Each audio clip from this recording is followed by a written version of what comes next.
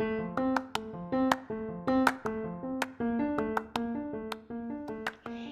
you ever thought about starting your own podcast, you should check out Riverside. Riverside is an online recording studio that lets you record podcasts and video in studio quality from anywhere. And if you click on the affiliated link in the episode description and you buy a subscription, you will also be supporting the podcast. And if you are going to start your own podcast, or you just want to continue to listen to great podcasts, you're going to need headphones or speakers. If you click on the Amazon affiliated link, you can get great deals on headphones and speakers. And if you make a purchase, it will also help support the podcast. And if you ever want to read a book I have mentioned on this podcast, I now have an affiliated link for Bookshop. All the affiliated links that I mentioned will be in the episode description for this episode.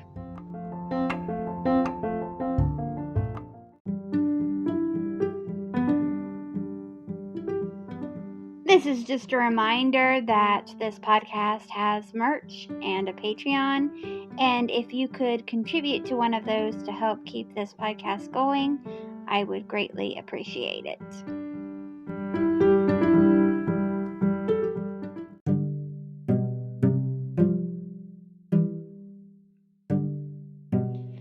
When you picture a king, I'm sure you picture someone graceful, well-mannered, well-groomed, regal, maybe a little power-hungry, and most certainly a man. While that last bit may fit the subject of this week's episode, the other stuff, not so much. Hi, my name is Courtney Jewell, and you are listening to the 9th episode of the 4th season of History Shelf, a podcast about history that proves that sometimes fact is even more interesting than fiction. We are in Season 4 of History Shelf, and it is titled, They Are a Rainbow. This season of History Shelf, I will be covering each week a historical figure that was a part of the LGBTQIA community.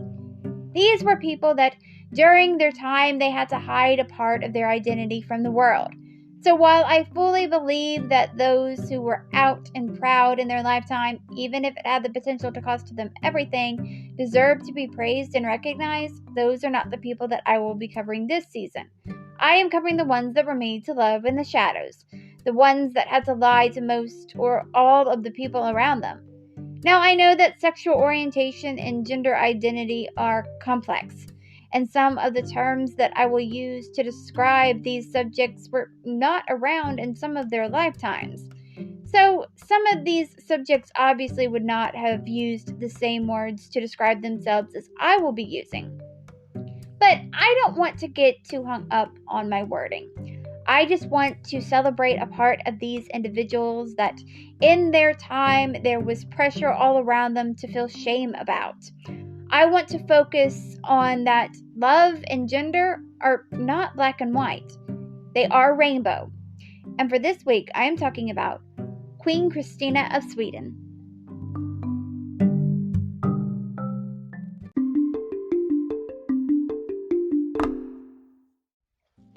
Today, I'm going to talk to you about someone that I've wanted to cover for a while now. I have talked about the list of people that I want to cover on this podcast, and that list is ever growing. And I'm really excited about this season because I'm knocking 3 people off of that list. I've already covered Edward II. Now we're doing Kristina of Sweden, and there's going to be somebody else on that list, but I'm not going to get them until much later on in this season. They are going to be the 11th person that I'm going to cover. We'll talk more about them whenever we get there. But I want to make it known that just because I find someone's story really interesting, it doesn't necessarily mean that I endorse everything that they did. So just because I'm covering Kristina of Sweden doesn't mean that I'm calling her a saint or that I'm excusing some of her behavior, because some of her behavior was just downright shitty. And there's really no other way to put it. But again, I still find her story to be interesting, and I hope that you do too. And that goes for every person that I've covered on this podcast. I think that I've covered some generally good people, but I also think that I've covered some generally bad people. And I think most of them probably fall in the gray, like most people do. So I just wanted that to be known before I get fully started with this episode. So let's get into it. Kristina Augusta was born on December 8, 1626 at Trea Kronor Castle in Stockholm, Sweden, and I almost said Stockholm Syndrome, and I'm curious about how many times that's almost going to happen during this episode. She was born with a caul, and what that means is that the fetus was encased in an amniotic sac. She was born into the house of Vasa. Her father was King Gustavus II Adolphus of Sweden, and her mother was Maria Eleonora of Brandenburg. Now, as we go along, you are going to learn that Kristina's gender was ambiguous. She may have been a transgender man, but because we don't know for sure, I will be using the pronouns she, her to refer to Kristina. Because Kristina wrote an autobiography, and in that autobiography, she referred to herself as she, her. So I will be doing the same. But just note that there is a possibility that she was a transgender man, or she may have been non-binary. But for this episode, her pronouns are going to be she, her. So her gender and sex was ambiguous since birth. When she was born, her nurses thought that she was a boy. That's actually what they announced. It's possible that they thought this because she was a really hairy baby and she had a big nose and she had a loud, deep voice. And it was dark when she was delivered. There's also a possibility that her genitalia was swollen, and so that's why they thought that she was a boy. But it's also possible that Kristina may have been intersex. Now, we know that Kristina had her period, but intersex people can menstruate. Kristina's bones have been examined to determine whether or not Kristina was intersex, but it was not conclusive, but it is still a possibility. When Kristina's nurses figured out that Kristina did not have male genitalia, they were terrified. They didn't know how they were going to tell the king. The king had been sick, and you're not your best self when you got a cold. And the king had a temper, and he was desperate for a male heir. Gustavus and Maria Eleonora had struggled to have a healthy baby. They had a stillborn daughter in 1621. They had another daughter in 1623. Her name was also Kristina. She only lived for 1 year, though. And they had a stillborn son that was born in May of 1625. Gustavus had a son named Gustav, and he was 10 years old, but he was a son that Gustavus had with his royal mistress, Margareta Slots, so he was illegitimate, so he couldn't be the heir. That put a lot of pressure on Maria Eleonora to produce an heir. Everyone was very nervous to tell the king that his awaited for son was actually a girl. And I think that I have covered enough royalty on this podcast for you to know how dangerous it can be for you to anger a king or queen. But they knew that they were going to have to tell him sometime. So they waited one day, and then his half-sister Catherine presented Kristina to him and showed him that his son was actually his daughter. And he was pretty cool about it. He was happy to have a daughter. And he said, quote, "She'll be clever. She has made fools of us all," end quote. King Henry VIII should have been a little bit more like Gustavus. Now, Kristina's mother wasn't as attached to Kristina as her father was. Maria Eleonora's response to Kristina being a girl was more of a King Henry VIII response. She was very disappointed that Kristina wasn't born a boy. She was hysterical, and she didn't show Kristina much affection. Kristina had one shoulder that was higher than the other one, and Kristina made two claims about this. One was that her mother dropped her on purpose, and the other one was that assassins from a rival nation dropped her, and that's what caused her shoulder to be higher than the other one. Which one is true? Who knows?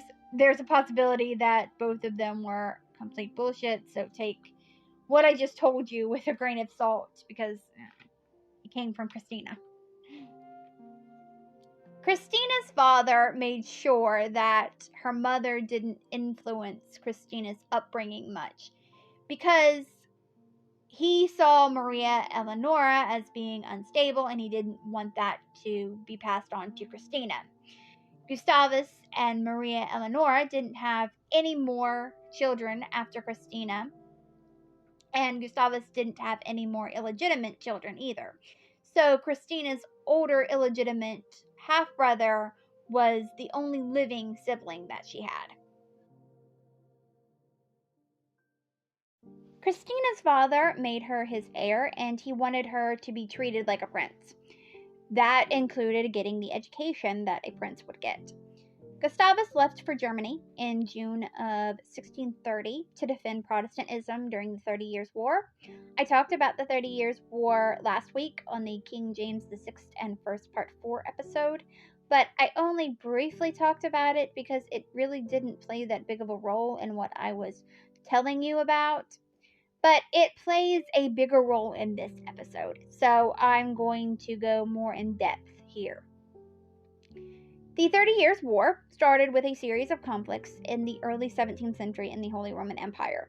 It started as a fight between Protestants and Catholics, but it didn't take long for it to become a struggle for political power.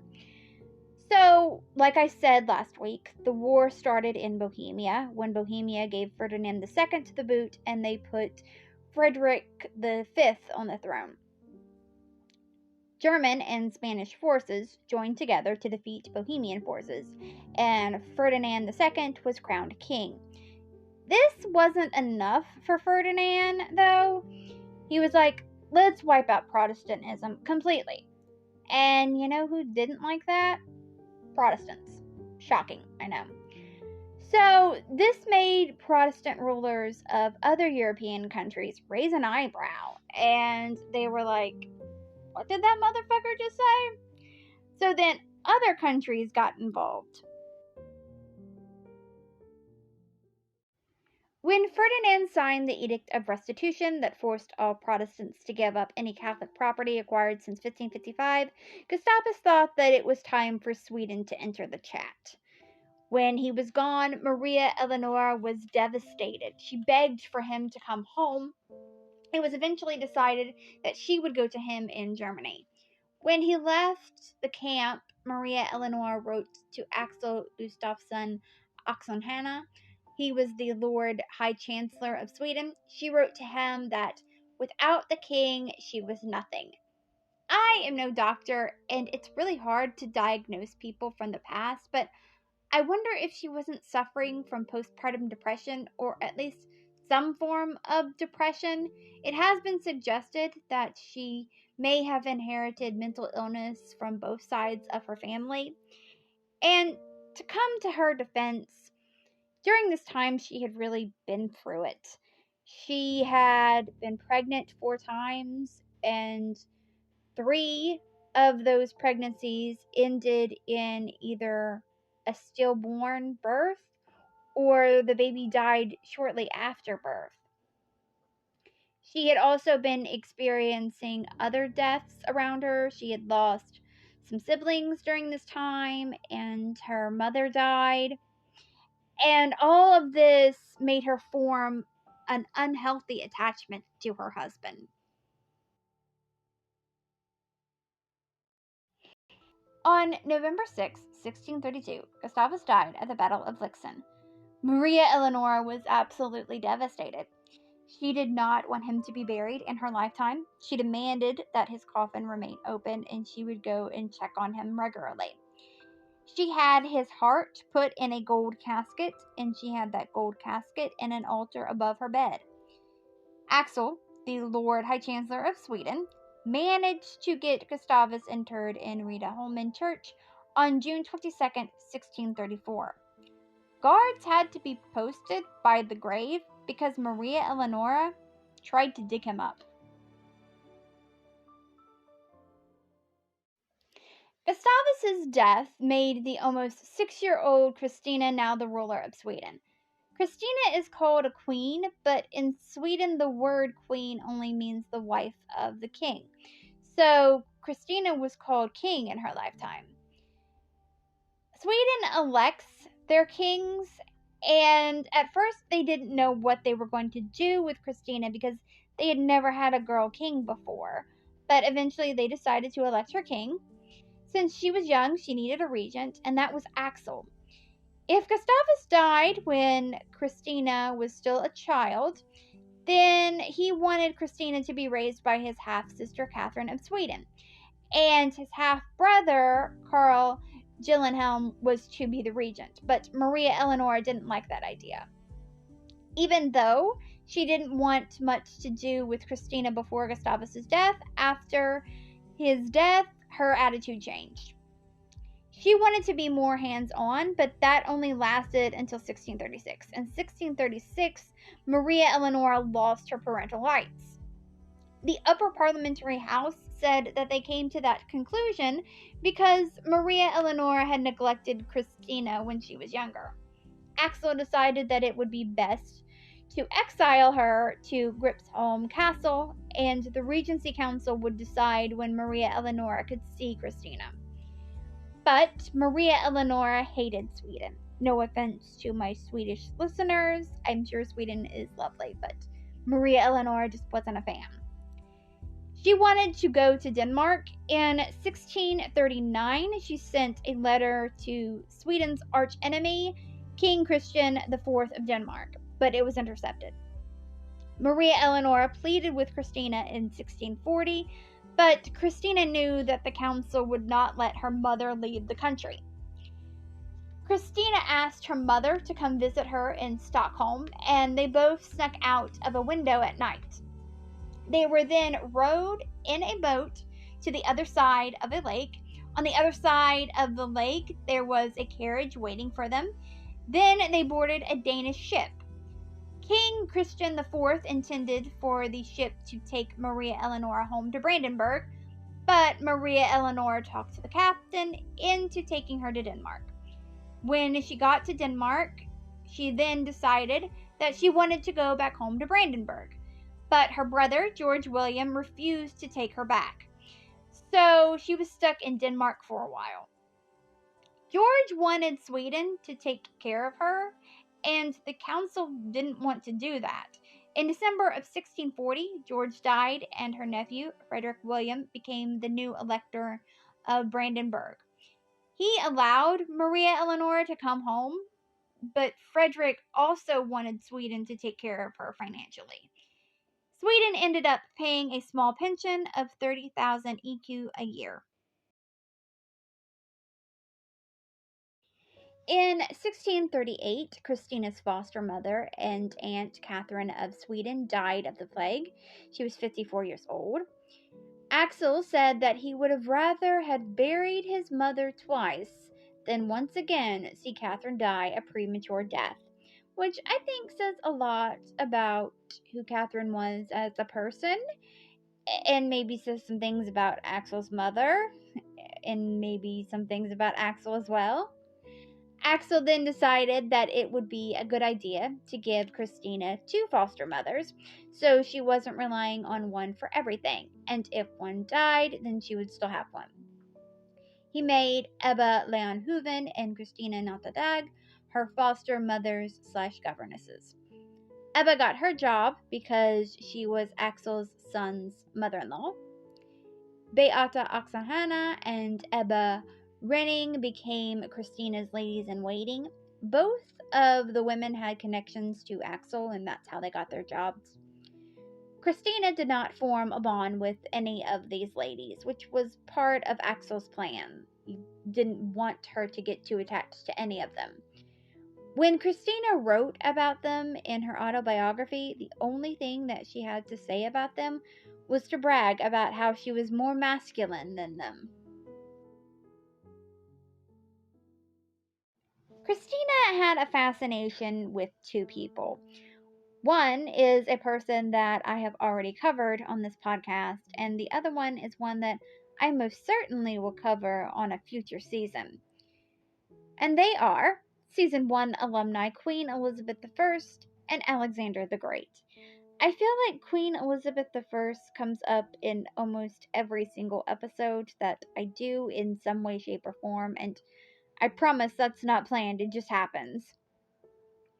A person that Kristina did not like was Axel. She thought Axel was stupid, but Kristina was the type of person that believed that they were always the smartest person in the room, even when she wasn't. She would like things just because Axel didn't like them. Like, Axel hated the French, so Kristina loved the French. She was the kind of person that would say white just because you said black. Probably the only thing that she agreed with Axel on is when he said that Kristina was, quote, not at all like a female, end quote. She would have liked that a lot, since she did have such a strong hatred for females. One of the reasons why she wasn't like females of her time was because her father had insisted that she be educated like a boy would have been. She had lessons in religion, philosophy, and politics. She could speak Swedish, German, Greek, Latin, Dutch, Danish, French, Italian, Arabic, and Hebrew.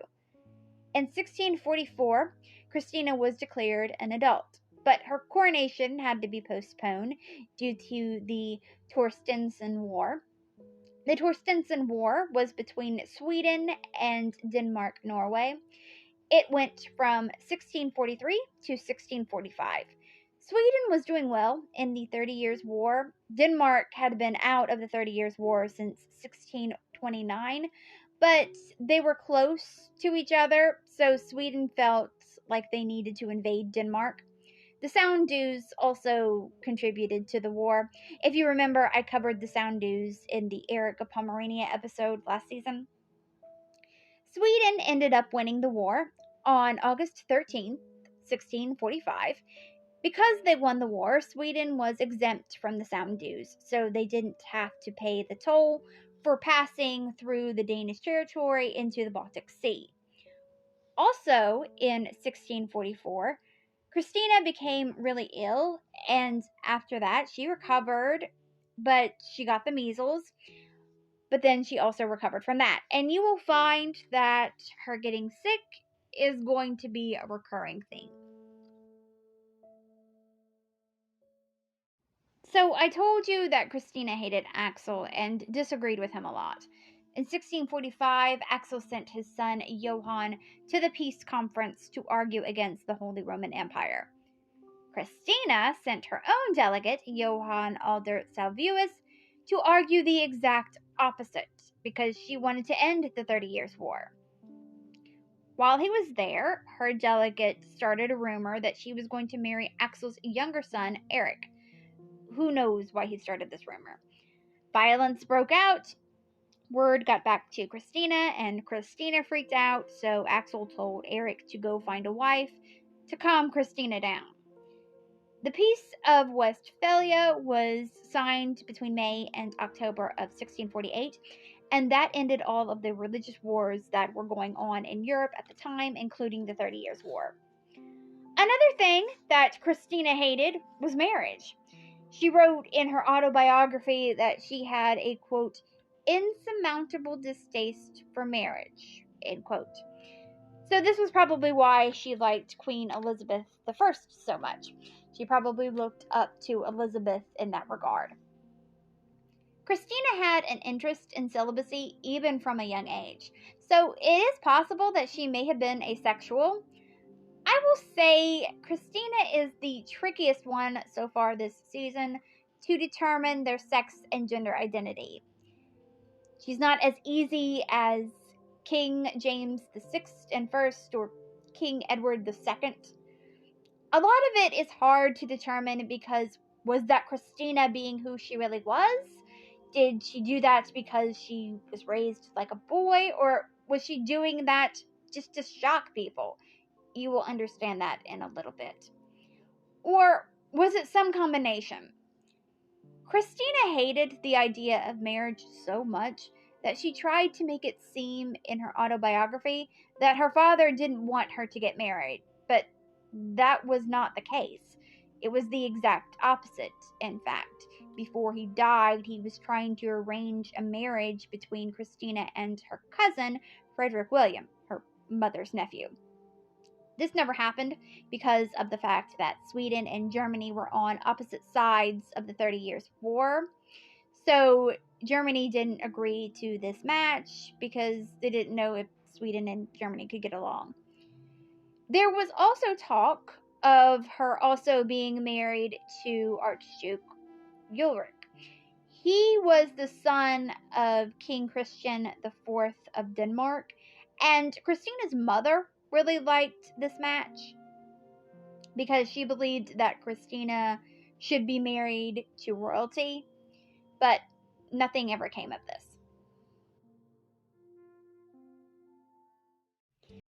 Now, just because Kristina didn't want to get married didn't mean that she didn't have her favorites and crushes, because she did. A favorite and crush of hers was Magnus Gabriel de la Gardie. He was well educated, cultured, French, and a distant cousin of Kristina's. But he fell in love with Kristina's cousin, Maria Euphrosyne of Schweissenbergen. He got engaged to Kristina's cousin, and Kristina even had arranged for their wedding to be at the royal palace. But Kristina also gave Magnus a job. It was ambassador extraordinary to France. This was a fake job, and she gave it to him because she was upset that he fell in love with her cousin and she wanted him to leave town. Magnus had gifted Kristina a throne of sterling silver before her coronation. At her coronation, which took place on October 22nd, 1650, Magnus carried the royal banner. To her coronation, she took a carriage that was draped in black velvet, embroidered in gold, and pulled by 3 white horses. She wore purple velvet robe that was also embroidered in gold, and when they needed money, they would melt down gold from that robe. Fountains at the marketplace splashed out wine for 3 days. A whole roast ox was served, and there was a parade on October 24th. After Magnus got married, Kristina made him part of her Privy Council. In 1651, he was appointed Marshal of the Realm. In 1652, he became Lord High Treasurer. He fell out of favor in 1653, though, and he spent some time in exile. Before her coronation, Kristina's mother returned to Sweden in 1648. Her mother even attended Kristina's coronation. When Maria Eleanor returned to Sweden, her ship was delayed due to a storm. Kristina went to go greet her mother's ship, and she waited for the delayed ship, sleeping in the open night air for 2 nights. Because of this, Kristina caught a fever. Kristina bought her mother a castle, and this would have been very costly, but Kristina never paid for it, and she gave it back in 1652. Magnus wasn't Kristina's only love interest. Her first cousin, Carl Charles Gustavus, was in love with her. They wrote love letters to each other. They had to sneak around because Axel didn't like him, which is probably why Kristina liked him. They became secretly engaged in 1642. I put engaged in quotation marks because I had my doubts if Kristina was ever really serious about the engagement. She made Karl commander-in-chief and told him that she would tell him if she was going to marry him in 5 years. So he went off and served in the Swedish army. Another love interest may have been Ebba Spara. Ebba was one of Kristina's ladies-in-waiting. Because Kristina was so obsessed with French culture, she called Ebba Belle. Kristina and Ebba were known to share Kristina's bed, but this doesn't mean anything for sure, because for this time, it was a common thing to do because it is so cold in Sweden. And during this time, Europe was going through what is called a little ice age. But Kristina and Ebba could have been lovers. We know at the very least, Kristina wanted people to believe that her and Ebba were lovers. She told people that Ebba's insides were as beautiful as her outside, and this shocked people. She wrote letters to Ebba telling her that she would always love her. But this was quite normal for Kristina to do this. She would say that in letters to women that she had never met before, but whose writings she admired. So you can see what I mean when I say figuring out Kristina is challenging. I think she probably for sure was asexual, and I believe that we have enough information to say that she was not a romantic. Now, if you were thinking, okay, so she clearly had some feelings for Ebba, then surely she at least treated her decent. If you thought this, then you don't know Kristina. She also treated Ebba like garbage, like she treated everyone else. There was this time that Kristina and Ebba came across a guy reading a book. Kristina knew that the book was erotic, but Ebba didn't. Kristina had Ebba read the book out loud, and when Ebba figured out that it was an erotic book, she was embarrassed. And that was Kristina's goal. So, I have mentioned that Kristina did not like Axel. I think we've already established that. Kristina did everything that she could to shit on Axel's day. Ebba was once engaged to Bent Gobble's son, Oxenhanna. He was a relative of Axel's. Kristina made Ebba break off her engagement to him and marry Magnus's little brother, Jacob, and they were not a happy couple. It was rumored at Ebba and Jacob's wedding that Kristina made everyone strip nude and dance or have an orgy. So, I have established that Kristina of Sweden was a shitty person. I think we can pretty much all agree to that by now. So, was she at least a good king? Well, no. She really didn't want to be king. She was terrible with money, which so far has been a theme this season, at least with all the royals that I've covered. Which Kristina is the last royal that I'm going to cover this season. But to be a little fair to Kristina, Sweden was in debt when she became king. Kristina's father wanted to advance Sweden, so he had things like schools, hospitals, and things like that built, which cost money. But Kristina was horrible with money, and she had a hard time understanding what was hers and what was Sweden's. So sometimes she would give people money or gifts that belonged to Sweden and not her. She did try to fix Sweden's money problems. She started selling titles. When there was no more titles to be bought, she just created new ones. By the end, the number of earls was increased sevenfold, the number of barons went from 9 to 41, and the number of noble families tripled. Not all of these people were Swedish. With these titles came land, and they had a hard time keeping up because so many people were buying titles that sometimes land accidentally got sold twice. One time, someone got land that didn't actually exist. This may have sounded like a good plan, but the only thing that it did was cause more money problems for Sweden because nobles didn't pay taxes. So now Sweden was getting less taxes. To help with the money issues, Sweden was also involved in the slave trade. They weren't as involved as some other countries, but they did have a hand in it. Things like this is why I said I don't agree with everything that Kristina did. It's stuff like this and, forcing Ebba to marry someone else and other things, some of which we have not gotten to yet. Kristina was doing a horrible job at being king, and that was basically the opinion of everyone. I actually couldn't find anyone saying that she was a good king, but, there's always that one person that supports the ruler no matter how shitty they are. What I did find was that there were pamphlets that were made that talked about the terrible job Kristina was doing. There was even an attempt on her life.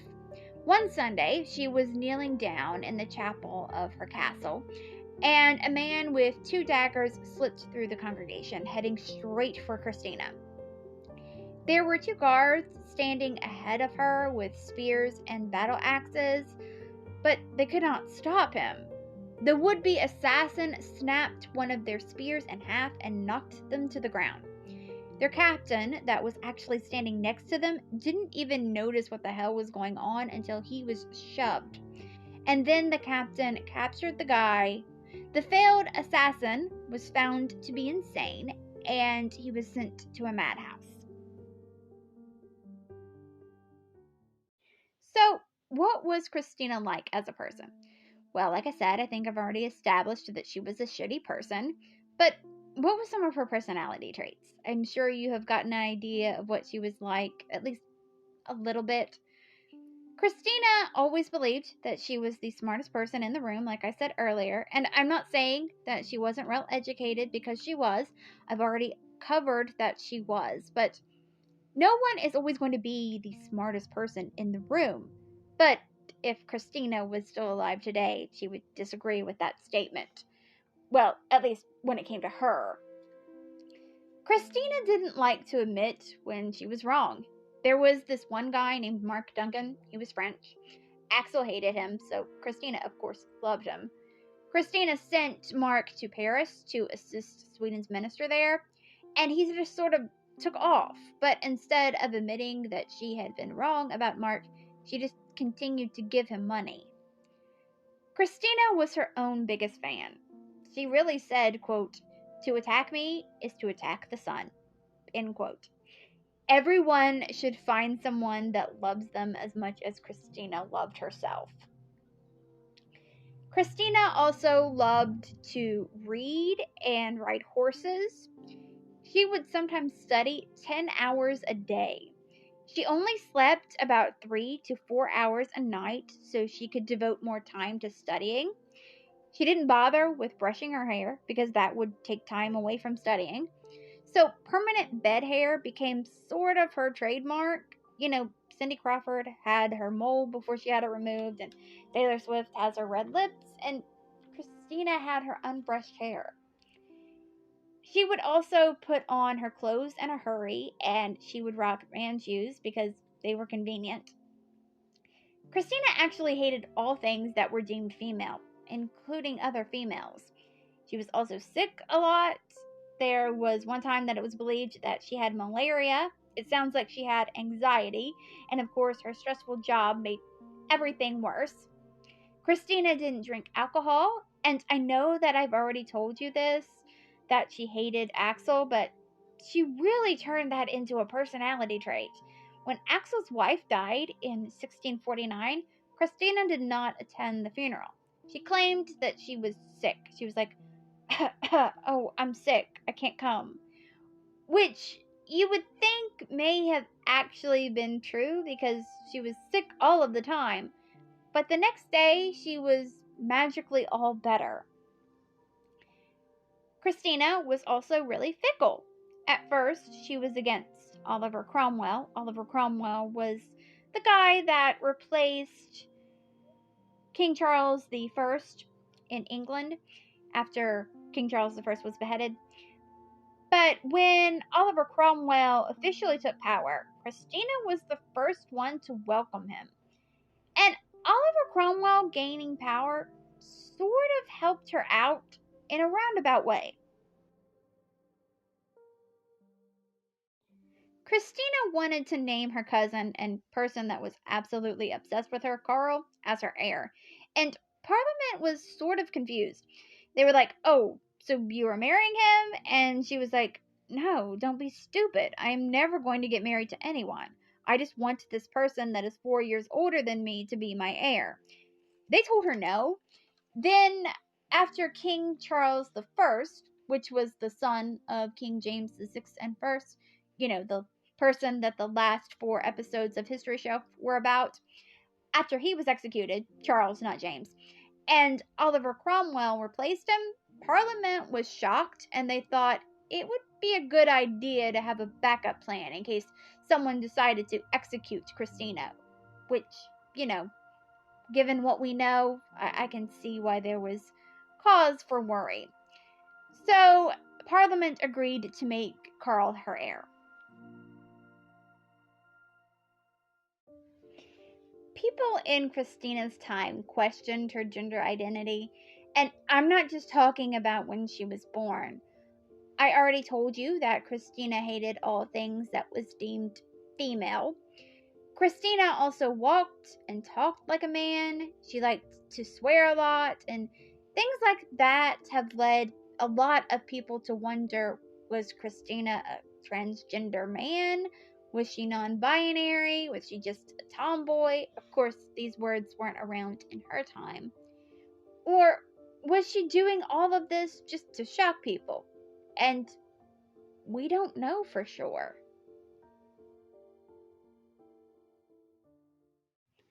I told you that Kristina was a shitty king, and she was. But Kristina did manage to accomplish some things in her life. In 1645, she started a newspaper called Ordinary Post Tea and Deer, which translated means regular mail times, and that newspaper is still going today. It is currently the oldest published newspaper in the world. On January 24th, 1656, she opened an academy in the palace called Academy of Arcadia. There was music, theater, and literature there. In 1653, she founded the Order of Amarante or Amarante Order. This was a fraternal order of Swedish knights. There could only be 15 knights in the order, and because Kristina was so obsessed with celibacy, the knights had to remain celibate and unmarried. The order was dissolved in 1656, but it was revived in July of 1760. Prague Castle was plundered during the 30 Years' War. A lot of books and also paintings and statues were taken back to Kristina. She really loved the books, so she became a big fan of plundering. She would send people out to go get her books. She would even send people out to look for specific books she wanted. If they brought back something that she didn't want, she would have them return it. And sometimes she would send people to faraway places, even as far as Egypt. And I'm going to stop the episode here. I'm going to need more than one episode to tell Kristina's story. I'm not sure how many episodes I'm going to need, but I'm definitely going to need more than one. Find out next week what happened when Kristina met Rene Descartes. That's where we'll start off next week. Thank you so much for listening to the 9th episode of the 4th season of History Shelf. I'm going to cover 15 people this season, but who knows how many episodes it's going to take. Next week's episode is going to be Queen Kristina of Sweden Part 2. I hope you come back for that. A few things before we go. If you want to follow this podcast on social media, the TikTok is at History Shelf. The Twitter is at History Shelf Pod. The Instagram is at History_Shelf_Pod. And the Facebook page is History Shelf Podcast. If you want to help out this podcast financially, there are a few ways you can do that. One is you can buy merch from the History Shelf merch store, or you can become a Patreon. This podcast is always going to be free, but there are some perks that come along with becoming a Patreon. The first tier is called History Student, and that is $1 a month. And with that, I will send out a shout out to you on all social media platforms that History Shelf is on. And for each episode that I do, I will choose one Patreon at random, and at the end of the episode, I will give that Patreon a shout out. The second tier is called History Fan, and that is $3 a month. And with that, you get the first tier, plus you get to vote in a poll that helps me choose a theme for the next season of this podcast. The third tier is called History Buff, and that is $20 a month. And with that, you get the first 2 tiers, plus you will get a handwritten note of thanks mailed to you from me. And the last tier is called History Lover, and that is $40 a month. And with that, you get the first 3 tiers, plus you get to choose one item from the History Shelf merch store. You can choose any item that you want, except for the Zipper Putty. You can also take out ad space on this podcast. I have a gig on Fiverr that lets you do that. There's also some affiliated links that you can click on. There's one for Riverside, one for Amazon, and one for Bookshop. If you click on one of those links and you buy something, that helps support the podcast. But if you don't want any of the merch or any of the perks, and you don't want to buy anything, but you still want to help support the podcast, I turned on listener support on Spotify for podcasters. The links to everything that I just said will be in the show notes for the show. But as always, the best way that you can help support this podcast is to continue to listen to it. And there are a few other ways that you can help out this podcast for free. One is if you are listening on a platform that lets you rate this podcast 5 stars and or leave a positive review. If you do that, that would be very helpful. Also, sharing this podcast on social media with your friends and family would be very helpful. All right, well, until next time, keep learning, keep loving history, and come back for next week's episode. Bye.